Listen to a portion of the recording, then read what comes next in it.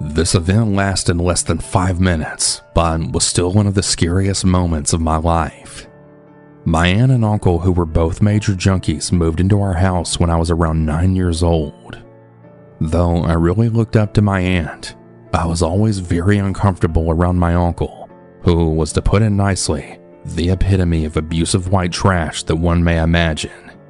He was skeleton thin from drugs, had a shaved head, covered in poorly done vulgar and racist tattoos, and to top it off, he had missing and rotting teeth. He was always drunk or high, and definitely wasn't good around kids. Well, one evening, my mother went out with my aunt, so my uncle was there, though he wasn't our usual assigned babysitter. Cass, my twin, and I had been taking care of ourselves and my little brother for years at that point, and we were certainly more mature than my uncle could ever be with all of his missing brain cells. Cass and I were hanging out in the living room while my brother slept upstairs in his room. My uncle suddenly came staggering out of his room, which was directly next to the living room. He squinted his eyes like he didn't recognize us. Now, we weren't afraid at all of our uncle, but we definitely weren't about to listen to him. Our uncle had then tried to kick us out of the living room, but we didn't have a TV in our room, so I'm sure that I said something that made him angry. More than likely telling him we didn't have to listen to him and that he had his own TV in his room. He marched back into his room, and I thought that was that. But then, he came back in holding a pillow from his bed.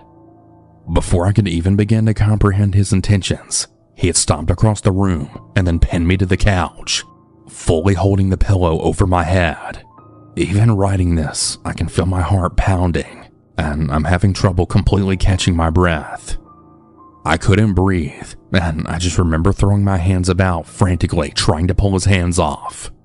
I had bit my nails as a kid, so I couldn't even dig my nails into him. I was gasping for air and quickly losing consciousness when I then heard my sister screaming.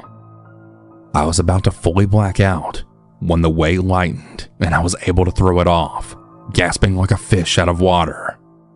Cass had jumped onto his back and he had flung her off, panting hard with such a cold look in his eyes as he staggered back. My uncle stormed out of the house, cursing at us, and we immediately locked the glass bag door behind him. We sobbed and held each other, sitting in the middle of the living room. We fell asleep wrapped in each other's arms, and we only woke up when the front door unlocked and then opened a few hours later. We ran to meet my mother and aunt at the front door, but they were both drunk off their asses and were giggling and shushing each other as they staggered in. I knew that they'd be no real help now, but Cass explained, and my mom was actually overly nice when she was drunk, so she then hugged us and began crying, telling us how much she loved us, which was a rarity.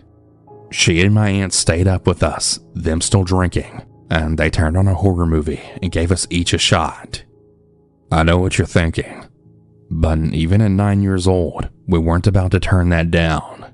When my uncle began banging on the glass bag door at 4 a.m., my aunt staggered over and told him to go f*** himself and to sleep outside for the night.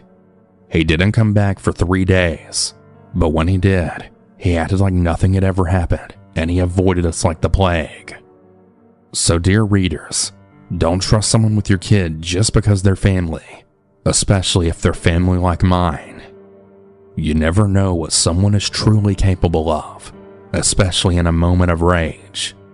This probably won't seem very scary to most, but it's one of the scariest moments of my life.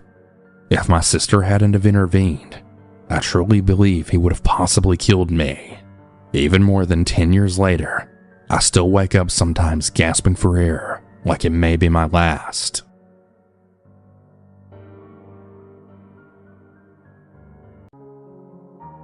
At the time, I had just turned 12.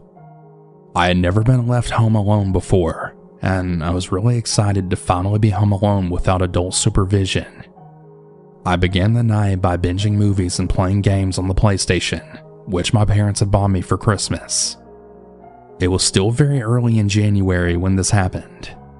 My town had been experiencing a harsh winter that year. It was snowing heavily outside to the point that if you looked outside, you wouldn't even be able to see. I had just put in a frozen pizza in the oven when the doorbell rang. My parents had always told me to not answer the door for anyone because they have a key and they wouldn't need to be let in. I was a curious kid, so despite my best judgment, I went to look out the peephole. However, when I did so, there was no one there. In all honesty, I just brushed it off as someone had the wrong house and left. The more I thought about it, though, the more suspicious I became. As like I said, it was below freezing and it was snowing outside. I went back to the living room to watch my movies. It's important to note that we had just moved in, and we didn't have any curtains in some of the windows, including the window that looked into our living room. At this point, I heard a loud bang come from the kitchen.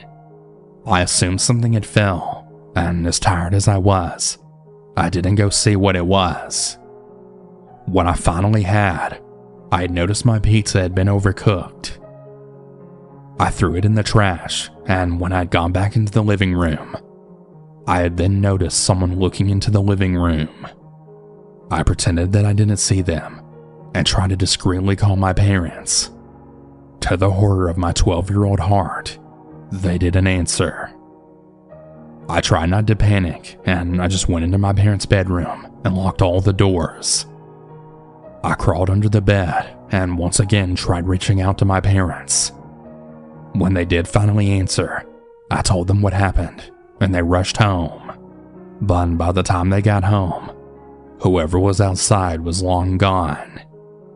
I have no idea who it was that was outside or what their intentions were, but I really hope they don't ever return.